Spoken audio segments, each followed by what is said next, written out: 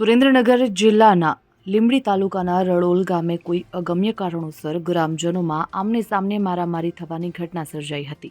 આ મારામારીની ઘટનામાં એક મહિલા સહિત આમને સામને 4 લોકો ઈજાગ્રસ્ત બનતા તમામને 108 દ્વારા સારવાર માટે સિવિલ હોસ્પિટલ ખાતે ખસેડવામાં આવ્યા હતા।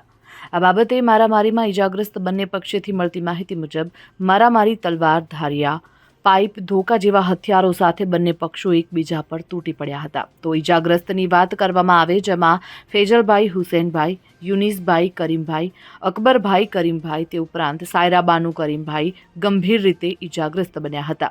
બંને પક્ષોને સિવિલ હોસ્પિટલ ખાતે લવાતા લોકોના ટોળા જામ્યા હતા। ફરજ પરના જીઆઈએસએફના ગાર્ડ દ્વારા લોકોના ટોળાને વિખેરવામાં આવ્યા। આ બાબતે બંને પક્ષોની સામસામે લીંબડી સિવિલ હોસ્પિટલમાં એમએલસી નોંધાવા પામી હતી। રડોલ ગામની મારામારીની ઘટનાની જાણ પોલીસને થતાં પોલીસ ઇન્સ્પેક્ટર સહિત પોલીસ કાફલો હોસ્પિટલ દોડી આવ્યો હતો। આ બાબતે તપાસ હાથ ધરવામાં આવી છે। તમામ ઈજાગ્રસ્તો લીંબડીની સિવિલ હોસ્પિટલમાં પ્રાથમિક સારવાર હેઠળ છે।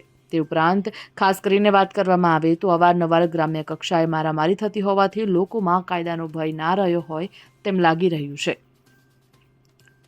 Bureau report, Gujarat fight news.